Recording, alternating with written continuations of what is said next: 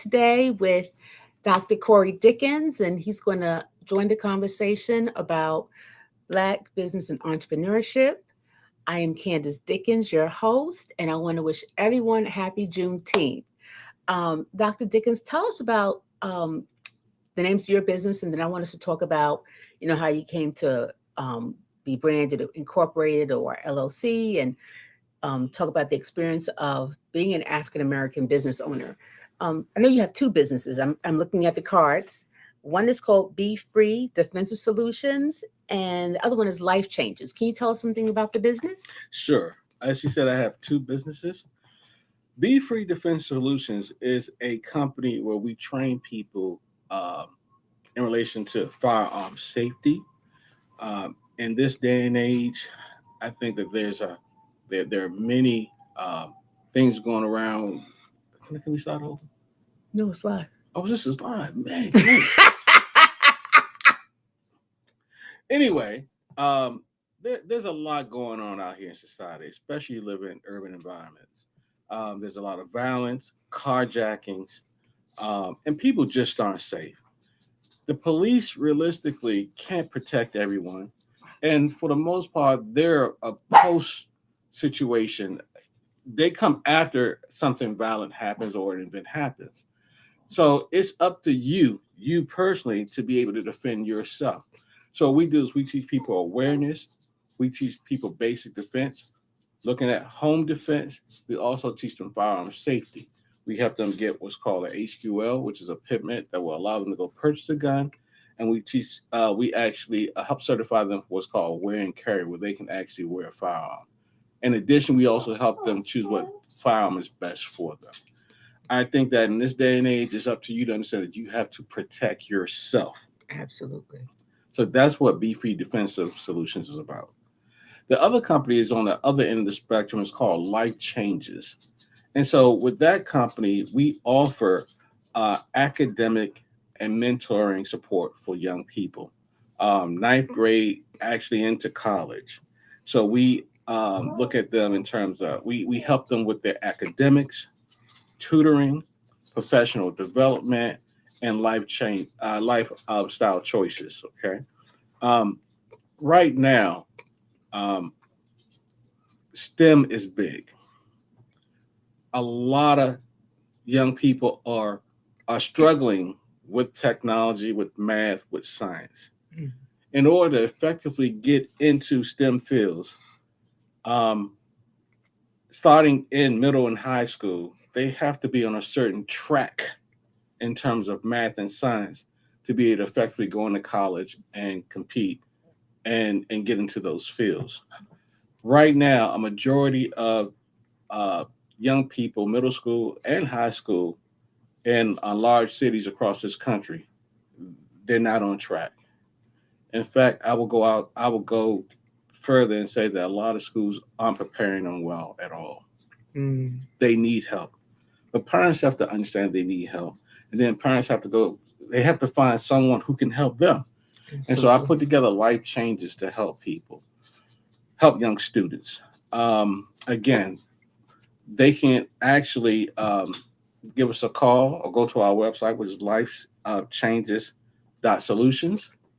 There they can register. Someone will get back to them. We will actually give them an assessment to see where they really are and see what they really want to do. And from there, we'll put together a personalized plan for them to be successful. And this is starting in the ninth grade.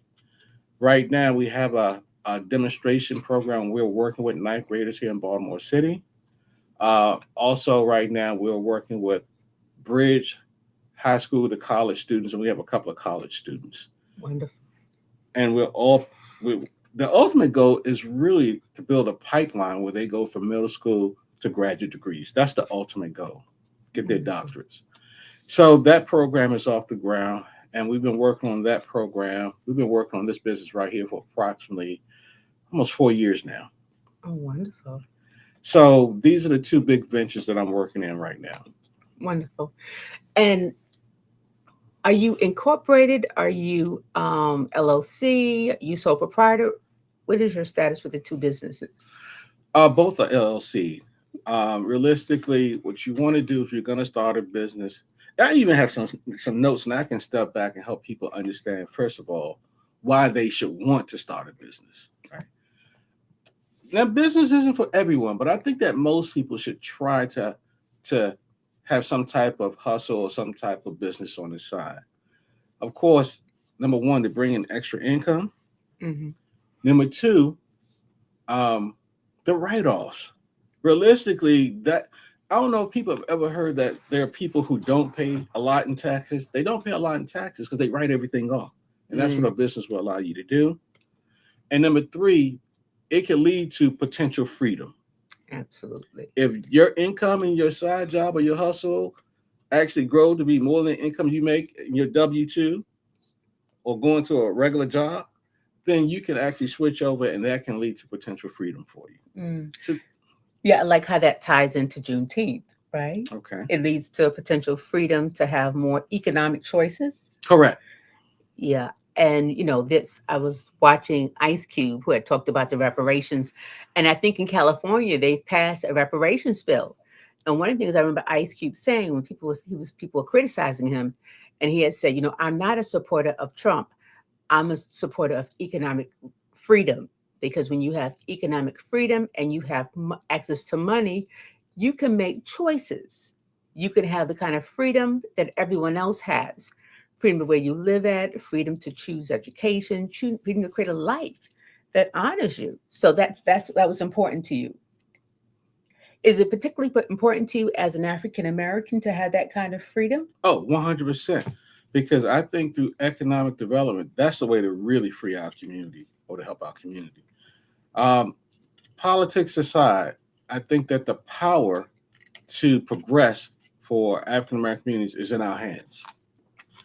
This is a capitalist. I'm talking about the United States. This is a capitalistic society, and one of my theories is that we're not going to progress, or we're not going to do well in this country because we don't understand finance and economics.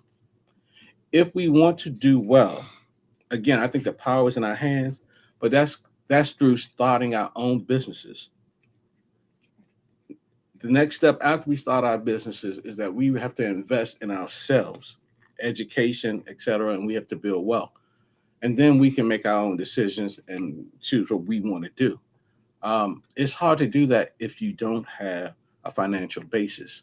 Mm, Every almost practically every law, every bill, every regulation is financially driven.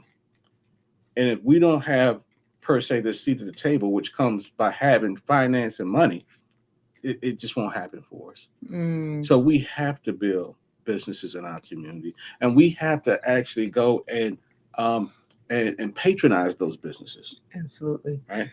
I know that, going back to Sykes, when the emancipation happened, I think that we were promised 40 acres and a mule by Lincoln as a way of balancing out what happened with slavery, giving people an opportunity and to get even loans. And I think that one of the things that didn't happen is that we didn't get the loans, especially the soldiers who fought in the war who were promised that. We didn't get the loans. And many of us didn't get the 40 acres and a mule. Or if we did get the 40 acres and a mule, we were indentured, or we were in debt to the former slave owners who would sell us some of the equipment or some of the things that we needed to start. So what started out as prosperity ended up more feeling like an indentured servant, where you constantly gave more than what you were receiving. Can we go back a little bit about? Well, let me comment on that Oh, okay, yeah. because I think that is um, I think that's their standard. That's the standard. I don't think that our government, and this is just how I feel, they're not going to do much to help us build wealth. In fact, every time there's a wealth conversation, there's there are a million barriers that are put in place, regardless of whether it makes sense or not. It doesn't make a difference. I think there's this unwritten rule somewhere that they're not our political system. They're not gonna do what's in our best interest. They're not gonna help us build wealth. And so again, that's why I think it's got to be up to us to do it. Got it. So it's really about us making the decision to be the the leaders of our own destiny. We I have to mean, be the leaders of our own got it, destiny, got it, and that comes through economic development. got it. So can we go back a little bit and can you tell us a little bit about the difference between being incorporated, LLC, sole proprietorship? So for people who are thinking about starting a business, because I think for a lot of us during COVID, we were like, wow, it's an opportunity for me to create a business. And some of us didn't know which kind of business. We just jumped in, paid the $300. But can you tell people the Right. difference between? So let me back up a little bit, and then I'll answer that question. Um, I think that if someone wants to start a business, they need to think about starting it based on their passions. What are you good at? What are your capabilities? What are your abilities? And is there a demand for that? Yeah. And core beliefs. What's important to Yeah. you? What are some things that Correct. are values for you? Right. Once you figure that out, um, just get started. Go out here. I advise most people take a business class. Realistically, you can take a class online for little or nothing these days. $100. Invest $100 to understand fundamental business and fundamental accounting. Go out, get some clients, and if somebody's willing to pay, then I'm pretty sure you can find 100 more that are willing to pay. Once you start making money, if you see that this can grow and you're going to be dedicated to it, then you can go and you can determine whether you want to be sole proprietorship. Because realistically, once you get started, you can be a sole proprietor. But then you can determine whether you want to be LLC, S corp, what have you. What's the difference between them? I'll give you the difference. Um, the difference is in relation to how you pay taxes and what type of liability you expect to incur from your business. For example, a sole proprietor, pretty much that's a person that's out here providing a service. They're usually like a one man, one woman show, and they don't have a lot of liability associated with what they do. When they pay their taxes, they pay their taxes under. They can pay their own taxes under their own social security number. Okay. Mhm. The next level is. So let me say one Okay, thing. go ahead. You are the business. So if someone is going to sue me, they sue Candice Dickens, even though my businesses are CRA Counseling Consulting or Color Trauma and Healing. But because I'm a sole proprietor, there's nothing that protects me. They can come after me. And I do pay quarterly just like everyone else, but I am the business. And it's important, but that comes with understanding your liability. Yeah. There are certain businesses or services that you provide where there's very low liability. Yeah. But if, for example, if you're a sole proprietor and you're fixing somebody brakes on their car, and then that person go out here and their brakes give out and they crash something, then you have a liable business. And in that sense, you shouldn't just be a sole proprietor. Yeah. Yeah. So the next level up is called a limited liability, partnership, corporation, whatever. Um, a limited liability, it's like the best of both worlds, having a sole proprietorship and an S corp, which is what we'll talk about later, or corporation is what we'll talk about later. In an LLC, it provides you some liability coverage, but it allows you the flexibility to fill out your tax work almost like a sole proprietor. And so that's the sweet spot for most people. It's a little heavy. We'll talk about it, but that LLC is kind of in the middle. It's not as paper intensive, and it provides you with liability coverage. Okay. The third category is a corporation. In a corporation, the business and you as the owner of the business are totally separate. A corporation is a totally independent entity. It's going to pay taxes and you're going to pay taxes. And that corporation, since it is a totally independent entity, all the liabilities is in the corporation. Okay. Right. So you're like an employee of the corporation. That's right. You become an employee of the corporation. That's exactly how you want to set it up. So those are the three basic corporation statuses or business statuses. It just depends on your liability, how you want to pay taxes, how much money you bring in as well, and where you stand. Okay. If you're a home-based business and you have very little liability, you can be a sole proprietor. or LLC. But regardless of which way you choose, even if you're a sole proprietor, I do advise that people keep their finances separate. Yeah. Yeah. Okay, you still have yourself when you draw basically in a sole proprietorship. You can draw payment from the company, but you still keep all the actual revenue for the company in one account, and you keep your account separate. Yeah. Yeah. Okay, And I think that's important because I think sometimes we intermingle, correct. and it's so important to keep them separate. That way, all the income comes into one account and all the deductions come out of one account. I know that when I started CRA Counseling Consulting Agency, I was incorporated. I didn't really understand it. All I knew was that it Hmm. sounded good. I was like, $300. It sounded good. And then when I did taxes, my accountant was explaining to me that I am the business. I'm the clinician. I'm the owner of it. And he had said, because it's just you, you can be a sole proprietor. And as a sole proprietor, I don't pay the yearly fee of $300 that you do with the others. But I still do quarterly taxes and all the other stuff. But I think that for me, it was helpful that I spoke to my husband. And I also went to the Small Business Administration where they Correct. offer free business coaching, Correct. and they even help with the we call that plan, the proposal, business Business plan, plan. That's the right. business plan. That's So right. it helped me put things in perspective. Did you That's have right. a business plan as well for your businesses? I do business plans in general. I do business plans for other people. I do business strategy for other people. I get calls throughout the day for it. I think it's important to have a plan. Again, you want to get started, but when you see this thing becoming real, you're making money. You want to put a solid plan in place. That Yeah. solid plan is a guide. It's going to direct you in the direction you need to go. But what's also important about business plans, they will help you go out and actually bring in money when you need to bring in money, and it'll help you understand sometimes when you need to change your business and go in a different direction. Yeah. I can remember when I made my business plan, and it was like maybe a 5 document. It was the first time where I had to figure out, what the income would be, what the expenses would be, like buying a computer, the phone expense, the rent, the malpractice. As a clinician, I had to have malpractice just in case someone, sued me. Then I had to have insurance for the site that I was at, which covered if even if I was going to a training, it would cover the training expense if I got into an accident. All those things were important, but it was in the plan. So it really allowed me to conceptualize. But I know a lot of business people say, no, I don't have a plan.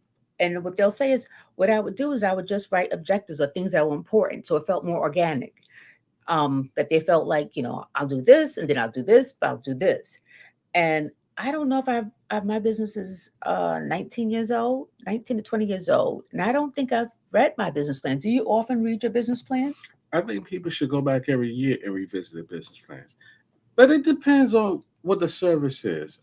But I think that by going back and revisiting your business plan, it can help refocus you. Just because you're in business and you're doing business doesn't mean that you're making the most money you could make, or you're not leveraging the way you should leverage, or you're growing the way you should grow. Because realistically, I don't think when I come across a lot of sole proprietorships, they're not growing, Yeah, and they're making a little money, but they're not making the most money they can make in relation to the effort that they're putting in, and they're missing.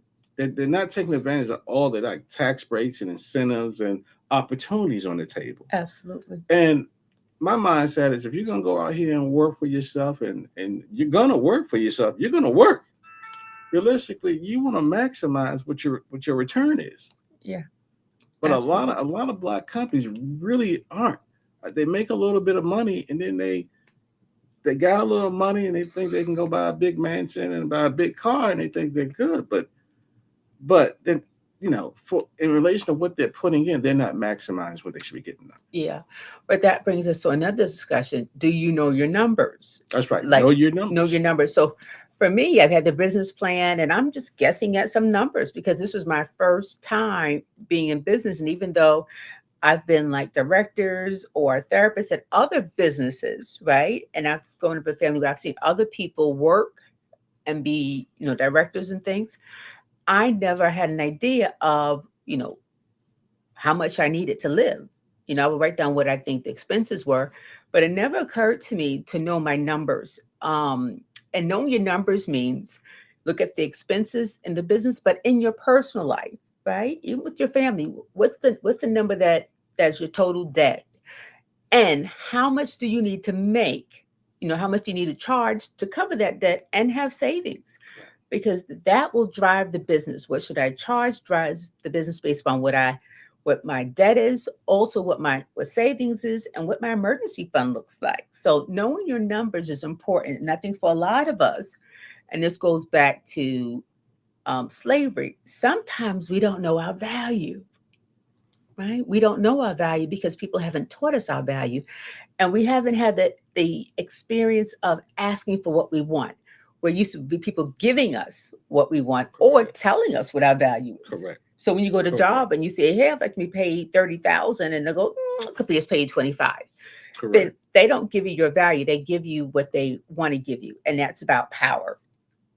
But that's why it's important to take a fundamental business course as well, so that you'll actually start to understand terminology. You'll understand that revenue and profit are not the same. You'll know what an asset is. You'll know what expenditures are. Taking a course in accounting, that will allow you to make sure you understand your numbers. If you're in business, you need to understand cash flow. Mm-hmm. You need to understand um, um, how to do annual taxes, and you need to know asset and liabilities. We call it a profit loss sheet. Yeah. There are three main things. If you're going to be in business, if you're real about business, you need to understand those three documents. Okay, profit and loss, cash flow statements, and your annual tax statements. Okay, those three things. If you're in real business, if you really want to make business money and you want to grow. Absolutely. And I think for a lot of us, we're communal people, ancestrally, we function as a village. And sometimes it's difficult for us to put a price on our services because we don't want to hurt the village. So people will say, "Hey, can you give me the ancestral discount?"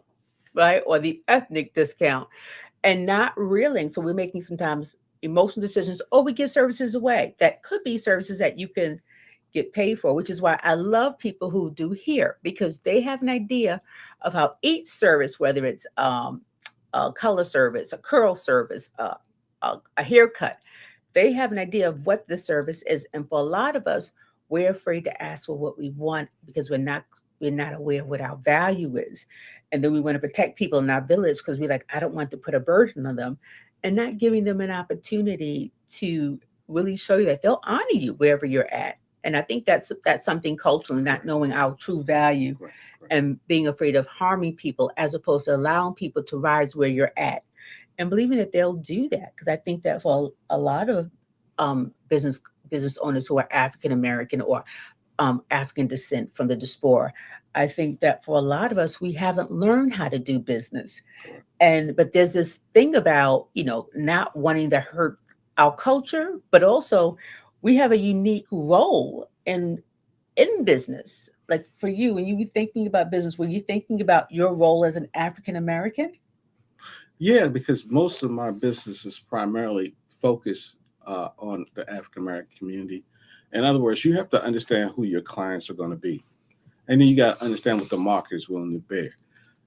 If you have a service where you have to charge somebody $1,000 a month, there's black clientele that can afford $1,000 a month. Just depends on what the service is, right? So you have to understand the market, who those clients are. Um, in our community, we have money. We keep talking about the black community doesn't have money. There are some people who are financially at the bottom rung, but overall, we have money. The African American community spends, and as a total, spend money like a small country. Yeah, yeah, So if yeah, we can spend money like a small, somebody got some money in yeah. our community, We're the biggest right? consumers, but I We're the think biggest consumers. yeah, That's correct. yeah. But I think it's that part about I'm my brother's keeper, right? No, no, Wanting to yeah, create, ways of, I know at least for me in my profession, which is mental health, wanting to create ways of healing, especially racial trauma, wanting to create a safe place, and then feeling like I want to make sure that I honor them and I don't exploit them, And being my brother's and sister's keeper, there's that feeling of wanting to take care. And I think to your point is you can take care of you, but also take the care of the business of you as well. Correct. That's right. That's right.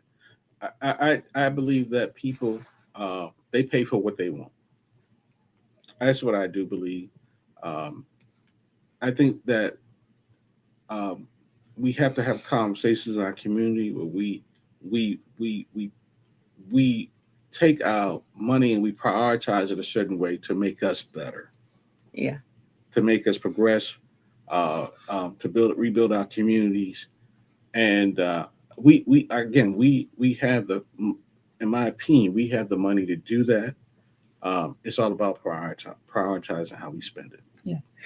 On a topic of money, do you feel like sometimes it's difficult for us as African Americans to access loans, grants, so that we can grow? Do you feel like it's more difficult? It is. It is. Again, because we don't understand fundamental business and finances. When you go to a bank, again, you got to understand what an asset is. You got to understand what a liability is. You have to. I was just talking about what's called a profit loss sheet. You have to understand what that is before you go to a bank. Unfortunately, a lot of business owners they don't. And when you don't, and you go into that bank, even though you're making money, and you think you're gonna get a loan, you can get turned down. Yeah. All right, because realistically, you're gonna banks want to loan money to people who they know are gonna give the money back.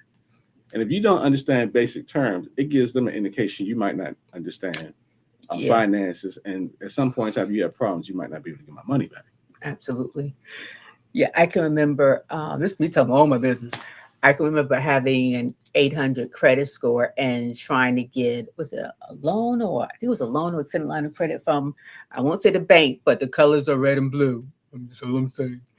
And I remember them saying, yeah, you have a high credit score, but about 5 years ago, you were late on something. And I was like, what? Are you kidding me? And I've got this amount of money in my bank account, and all of my deposits go into this account. And you can see that I'm a business that's been around for X amount of years. And I felt like there was some biases. And I think a couple of years later, they talked about that there was some discriminatory practices That's right. towards That's business right. owners of color, that That's right. it was harder for us to get that. So then we do what do we do? We go get that predatory loans, which has these high interest That's right. rates, That's right. or we use our money, we borrow money from friends, right? Because sometimes the banking systems aren't always fair to us. And so we have to do unconventional things like take a line of credit on our houses, or take out a line of credit on the credit cards, or ask for people to be investors in the business so that we don't start out with so much debt. Um, But that education is the key, because when you understand the terminology and you show them they understand the terminology, they talk to you differently, oh yeah, right? yeah, That's why it's important. If you're going to start a business, take a business 101 course and take an accounting course. It'll put you on the track to understanding that you probably need more education. And once you get into a certain world where you know terminology, you understand interest rates and things of that nature, hmm, you can talk to them a different way in a different language that will allow them to serve you a different way. Okay, you just can't go in there and say, I want a loan because I got a high score. yeah, It's more than that. They have they have these little boxes they try to check off. yeah, Okay. And the more they can check off, the more they'll probably be willing to work with you. So that's why if you're gonna start a business, educating yourself is extremely important. In fact, if you're gonna start a business, dedicate yourself to a certain amount of education per year. yeah. Take the time to do it. Can you talk a little bit about investors? Because I know that there are a lot of people who are interested in real estate. Because if you're like me, That's right. we watched all those flip shows where people flipped and they got 400,000, and it's like, whoo. And I think that was a big thing late, early 2000s, all these flip shows. But it was unclear for me how they got the money. I think some of them, like they went to the bank, but it was unclear. Can you talk about? Oh, definitely. Real estate's my thing. Yeah, no. Well, I got started out a long time ago when I started in real estate. I didn't know what I was doing, but I learned the hard way by knocking on doors and making money and losing money. Um, In terms of real estate, I think real estate is really one of the best investment strategies there is. I think real estate is king. All right. Um, Real estate is, I'll give you a great example. Our past president, 45, is it 45? Yeah. Real estate. I don't think the guy's an extremely bright guy. I think there's some low emotional intelligence there. But he is wealthy because of real estate. Not all those other ventures that fail, but in real estate, that guy's wealthy. Real estate is an avenue where you can actually build net worth extremely fast. You can get cash flow. You can have great assets. Um, and the tax breaks in real estate are just phenomenal. That's why almost everybody that's wealthy own a lot of real estate. Okay.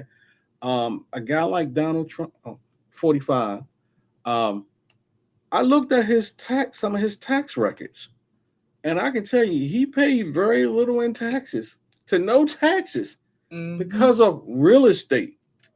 What he did in his tax situation wasn't necessary. The way he used tax code, he used them properly because the code allows you to actually pay very little taxes when you got real estate. Right. That's the secret. Mm-hmm. Okay. To get loans in real estate, all you have to do is get control of the asset. The house itself is an asset and has a value. If you control that value, that asset, that gives you leverage to go out and get money.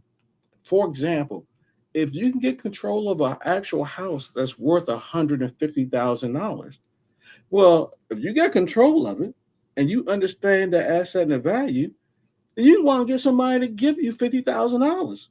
$50,000 is less than 150.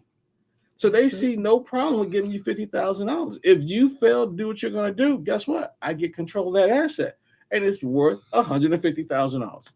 Absolutely. So that's why people are willing to give you money all day on real estate. You just got to understand the numbers. He said the numbers. You got to understand the numbers. Right. So when you say people, you're talking about banks and investors, like Banks and investors, but of course the criteria to get the money is different.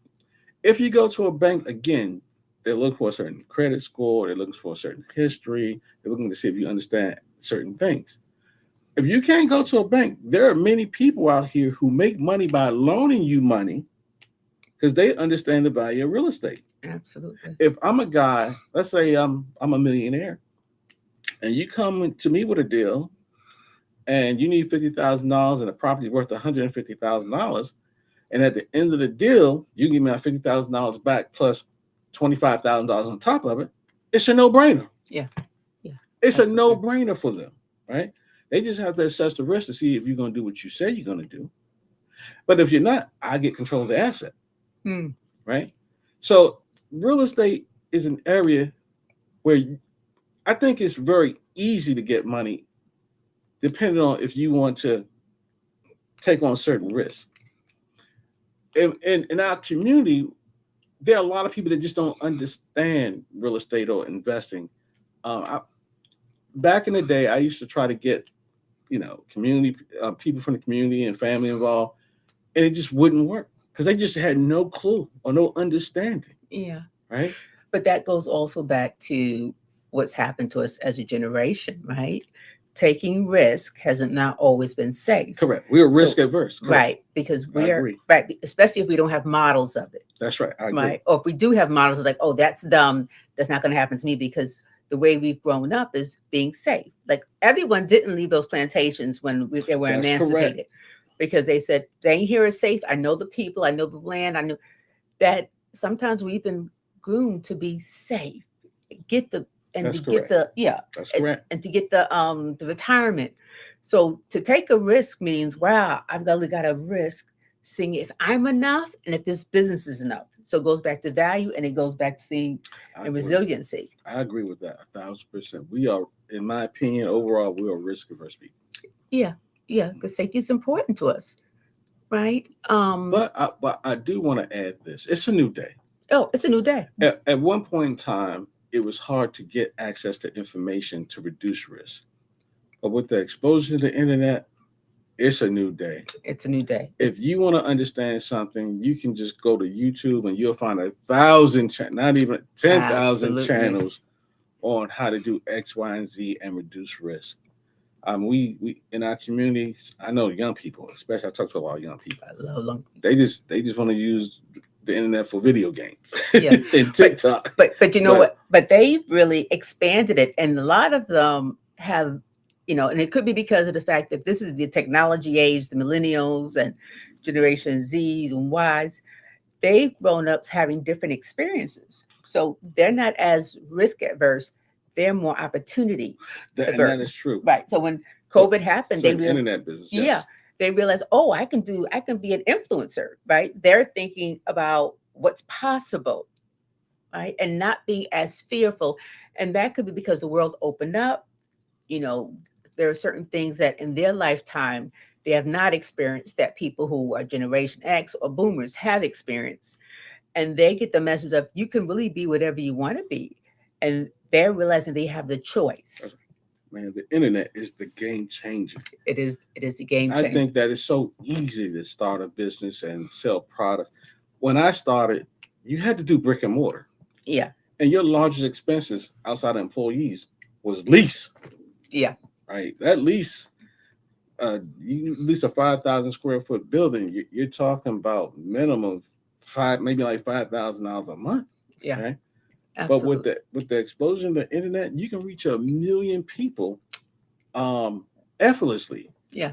You don't need have the overhead. The overhead can be dramatically reduced. You don't have to pay for brick and mortar or lease or mortgage or rent or something like that Yeah. associated with a business. And then you can actually use business employees around the world. You don't even have to actually use an employee down the street Like no more. Fiverr, right? Right? Right. You can outsource a lot of heavy lifting for little or nothing, Yeah. and you got access to you can actually do something called drop shipping, where you get and you partner with the actual manufacturer and they will send the product directly to your customer. Yeah, absolutely. It is the game changer. Yeah, it's a different thing. Or you can use Fiverr and I make my videos there and some advertisements. It's a different experience because I know when I started, and I'm curious what you did with marketing. I remember I'm a clinician, so what I would do is I would, get the little Hershey bars, and then I would take the wrapping off, and then put my own wrapping on, and my husband and my kids would help me glue it, and then I would send it to like hospitals and clinics, places I used to work, or places that might be of interest, and then try to follow up by coming in. Now clinicians are like, I don't do that. I send them a quick email, or I send them to my website, or I'm doing That's different right. things because the world has changed. So it doesn't have to be that guerrilla marketing. It could be something very different. And I remember, everyone had to have an office as a clinician. And then COVID came in, and clinicians realized that, wow, they could work from home. So they could give up one of their biggest expenses, which is the office. So it's a different experience. Was your marketing different or But when I started in real estate, I had to go door to door. I did not. I would actually make a grid on a map, and every weekend I would complete a part of that grid, knocking on almost every door on that street or block or that little area. wow, very different? Oh man, I used to actually put feet to the ground and knock on doors every weekend. Yeah, very different. And even like I have friends who have group homes or who have PRP programs was like, I don't have to buy the building. Back in the day, you have to buy the building. Like, no, I could rent it. That way, I can always change my opinion of things. So it's very different experiences. As an African American, what challenges have you experienced that other people haven't? What are some unique challenges? And I'm just going to step to the side for 1 second just to fix our power issue. The biggest challenge, for the most part, is for me was doing business with people that look like me. Um, Not most of the time in my ventures, I would have to educate them before I could get them to invest or educate them. Sometimes even before they would become clients. Um, when we talk about um, certain businesses and looking at new ventures and things like that, again, we talked about people in our community being risk averse. they don't understand it. And so my biggest challenge has been um, um, finding people that look like me to work with in certain ventures. Because realistically, I did real estate, I've done technology, and education. Um, it I, if you want to work with our community, you have to understand that, and sometimes it's just it's extra work. Yeah. It's just extra work. When I go to other communities, I tend to have less issues with the education, and people, in my experience, they're willing to readily learn about investing or putting up money, or as long as they understand that it can make them money, they're willing to sit down and listen. That hasn't been my experience in our community. I've had to beat people over the head to listen, and so that's been a big challenge for Yeah. me. I think a big challenge for me is that since, I'm always evolving, always growing, is not knowing what I should charge. And people are funny about talking about money. It's almost like a big secret. It's like taboo, as if they're afraid that if they tell you, then something bad will happen, or you'll compete with them, or something. Um, so that's been a challenge, but also been a challenge that, and this is where systemic racism comes in, where people may not think that I'm enough, not qualified enough. So there'll be questions like, where'd you go to school at? What's your GPA? Having to feel like you've got to prove yourself or do twice Yeah, as much of the correct. work, right? Or, Twice the work. yeah, or not getting invited to certain conferences and watching other people get invited who have the same credentials, because there's that ceiling, there's that wall. Or if I'm invited, I get stuck into one topic: racism, racial trauma, and not realizing that, I'm certified in five things, that I can talk about more than one thing. But also getting, I guess, the recent challenge to me is getting people to buy into the fact that, like, I have a provider directory called coloroftraumaandhealing.com, and I created it so that people of color, brown, indigenous people of color, can have a place where you can find clinicians who look just like you. But the challenge is getting other people of color to buy in, even clinicians to buy in, that you can be a yogi therapist, a massage therapist, you're a healer, and you can be in one place. And I think that they are so often used to being in a place that's more mainstream, that it's hard for them to think about, wow, just going on this one site as a provider and connecting with other providers who look like us. There's a feeling that it's not going to be enough, or getting people in our community to say, hey, try us out. Because sometimes people think providers, whether they're nurses or medical doctors, dentists, they have this biases about us as providers, as if we're not enough compared to our white counterparts, as if they're something better, or our Asian, Pacific Island Asian counterparts, where they prefer to have someone, they like having someone who looks like them, but oftentimes they want someone because there's this narrative that they're better trained or better something. And I think that's been a challenge of how to get people to realize that us coming together could be a really good thing, and us networking together could be a really good thing. And it's not about discriminating, it's about having an affinity space and letting those affinity spaces be okay.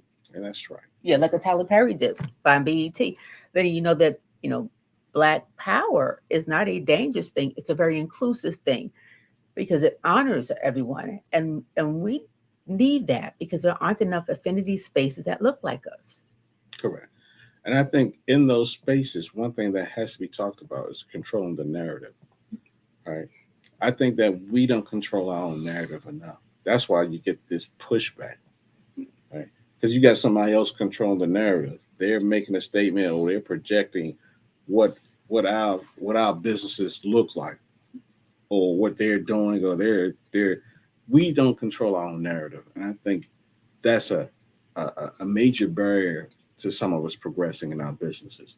Uh, Realistically, for example, especially when it comes to the mental health, uh, for our communities, who can do mental health better? Who can provide better mental health for our communities than our clinicians, right? So, in those spaces, they are needed, and in those spaces, we have to have some type of strategy or agenda towards controlling our narrative for progression. I Mhm. agree with that a Yeah. 1000%. And the narrative is about value. About that, It's, correct. it's about value.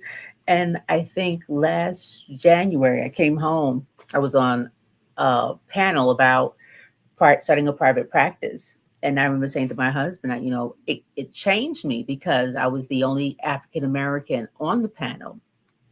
And the two other people were in private practice as well, but they were for fee, meaning they didn't take insurance, and I took everything. And I remember saying, I can get paid as little as $30, as high as $80, and I have all these certificates and I have all these trainings because sometimes we overtrain to prove to people I'm enough, right? To prove to people that no, I've got all these skills. So pick me, pick me, pick me, right? It's we're looking for validation sometimes. And for I think that happens not just in mental health, but I'm assuming that happens other places where we've got to do twice the work to prove that we're enough. We've got to do the extra and Okay. always be available and work overtime. And Correct. even if you got kids, you got to put the work first. And because it's that narrative, Correct. right? So there's that proving ground that happens. But I remember on the panel, the other clinicians were like, I charged this one something, and one of the clinicians had only been in practice for a year, and the other one had been in practice as long as I've been a clinician. I've been a clinician for 30 years. And she said, no, I charge this, which is twice the rate of the first clinician. And people ask, the two, why do you not do like Candice and see like 40 people a week? And they said like in unison, and it wasn't practice. They said, we know our value. So I went home thinking, no, their value. And I spoke to all of my friends who are clinicians who were like me, taking insurance. And what I heard was fear. What if nobody shows up? And I was like, wait a minute, you've been in this game for 30 years and you are just as skilled as I am. You've got certificates, all this stuff. You do trainings. But the fear was that people aren't going to choose them. And that is part of the impact of slavery, that you're not going to be enough. And that because you're not going to be enough or seen enough, that people aren't going to choose you. Right. And I think that that's a unique experience that happens with us. And I had to look at my own reason why I was taking insurance. And part of that was fear. What happens if no one chooses me? What happens because most of my clients are African American? What if they can't afford it? But I said to myself, but what if they could? What if I believed in my people, the way Michael Jordan believes in his people and sells those sneakers, the way Beautician believes in those people and puts a weave in your hair? What if I just believe that they will value quality experience and they'll show up in the experience? And I think that's something that is a struggle, especially my provider directory, color, trauma, and healing, of getting them to see that the clinicians there are more than enough. And for the clinicians to buy into the idea of joining something so that we can have, massage therapists who look like us, trauma therapists who look like us, trauma therapists who look like indigenous people, all of that. Right. I agree with that. Yeah, yeah. Um, Maintenance. What have you done to help the business grow? And what are some growing pains that you've had? Um, I'm going through growing pains now. Um, you have to, um, a lot of it's in marketing and letting people know that you exist. You have to let people know what you do. You got to give them an opportunity to see what you do so that you can get people in. Uh, in a lot of businesses, you're going to start off with whoever comes to the door first, second, third. Absolutely. And as they talk about your business, then other people grow, come in. You have to put together marketing strategies to reach a lot of people. For example, in your business, you may have to market to 1,000 people to get 10 clients. Okay. So in order to grow, you have to market. You have to be where you need to be for people to see. Absolutely. Absolutely. So for people who are like, I don't want to be seen, really look at why don't you want to be seen? Because this is part of being visible. Right? It goes back with being enough. And for some of us, being seen has not always been a safe thing, Correct. right? Correct. So it's really giving yourself permission to recognize by being seen, I'm safe and I have control in how I show up. I change the narrative. It gives you an opportunity to take ownership because not being seen is part of our flight response, right? This is how we avoid danger, but it's also how we avoid opportunities as well, That is correct. right? So, doing YouTubes, Facebooks, Instagrams, letting people see who you are so they have a feeling of what you're like. And for people who are older, sometimes we have a younger niece or a nephew who can help with that, or we can go to like Fire or some other organizations who can do that stuff for you and teach you how to use even Google as a way of marketing yourself. Correct. Yeah, so yours is about marketing. I think at one point my biggest struggle was the business was working me and I wasn't working the business. What does that mean? I had lots of clients and I didn't have work life balance. And I had to really look at, what was important for me and pull back so I wasn't, being overwhelmed and being so accessible. And I remember one of my younger clients, teenager, had called me 7-Eleven. She was like, "You're always open." And for me, I didn't like that, always being open. So it's really looking at what's healthy and what are my needs compared to just what are the business needs, and really maybe even hiring people to help. And now it's really looking at, now I know the numbers. My kids are in college, so I've got to, my income has to match the college needs so that we can have afford to put our kids through college, but also have retirement. So the needs change as you change. Um, I yeah, can say this, and that is that um, focusing on a plan will help you understand some of those things as well. Because I think that what happens is that when you look at your numbers can help you understand when you can really hire people if you want to grow, yeah, right? yeah, Your numbers can help you understand when you need to take a new direction. Your numbers can help you understand a lot. I think that most people just don't focus on they don't have a plan and they're just out there just trying to just make the money.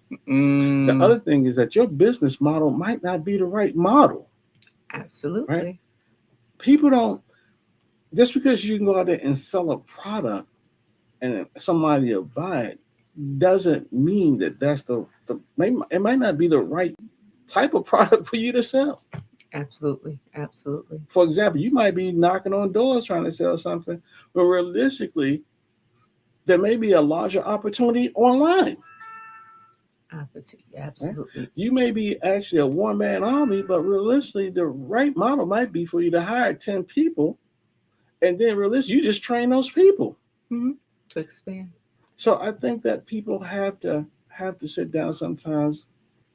I'm an advocate, a big advocate of people having a business plan and revisiting that plan on a on a needed basis to Mm, understand what's best for them. I don't see that enough, and that's why I see, in my opinion, I see a lot of um, small businesses struggle. absolutely. Absolutely. I think that what helps, at least for me personally, is networking, having a community that I can say, "Hey, what do you think about this? What do you think about this? So I'm having this business problem." Whether I go to my husband or go to my mom or my brother, or I used to meet every Sunday with a group of two amazing women, and we had different businesses, but it was our affinity group. We talked about where you at, what are you working on, and gave each other feedback from everything from our websites. What do your numbers look like? What are the goals? And what are the tasks? We held each other accountable. And I think that's important because every business, the way businesses grow, it grows through networking. Like who you know or who you treated will refer somebody to you. If you're really good at what you do, people will refer. But it's good when you're in when you're the at the top of the business, there has to be a council of people who you trust, who can hear where you're at and give you some great feedback so that you're not so alone. Correct. Mentorship is huge. Networking is huge. And I struggle with those things. I personally struggle with those things. Part of it is because when you're so busy doing so many different things, it's just hard to just take time to network. I mean, from my perspective, that's how I used to think. So Yeah. I'm trying to figure out better ways to network. Um, but in terms of mentorship, uh, it's for years it's been hard for me to find proper mentors. Well, I think part of it is that I'm looking for mentors that look like me. I think that's part of the issue. Yeah. Um, but having a mentor that can help guide you through some of the pitfalls can be tremendous. It can be almost invaluable in certain Absolutely. situations. Um, right now, I do partly mentor some young men who are in real estate. I mentor young people who are trying to get started in business. I got a couple of guys who call me about real estate, so so that they don't have to um, hit brick walls I've already hit some of Yeah, them, right? absolutely. And that can save them time and money and progression. Yeah. So I'm always interested in helping people that way. How could they reach you? For those who want mentorship, how could they reach you? The best way I can give out work. The best thing to do is just text me. I'll give out phone numbers 443-469-9232. 443-469-9232. You just gotta text me. You gotta leave me your name, tell me what it's about. And if I got time, I try to answer texts. I get swamped sometimes, but that's the best way to reach me. Um, if you're interested in life changes, um, life changes dot solutions. That's the website. That's the best place to catch me in terms of the educational business. Okay. And the other business you have, how can It's they reach best you? for them to text me too. Okay, awesome. I do have a website, but it's best for them to text me. Awesome. And I always give out information. So you can go to my website, CandiceRDickens.com, or you can send me a text on colortraumahealing.com. I'm always willing to help. I also offer business coaching. So my prices are there. But when people have just one question, I'm like, okay, let me give you some information because I think that it's important to give back, right? Because that's how we grow. We're communal people. We're a collective people. We move as one. So anything we can do to help, we would love to help. So if you like this video, please share it. Today is one of the most important days because it's Juneteenth and it's about freedom and liberation and empowerment and growth. And we are so supportive of that for everyone. So I hope that you enjoyed this. I hope you got a lot out of this.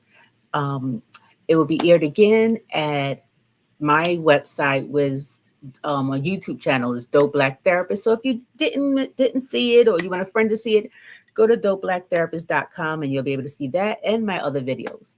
Have an amazing day, everyone. Take care.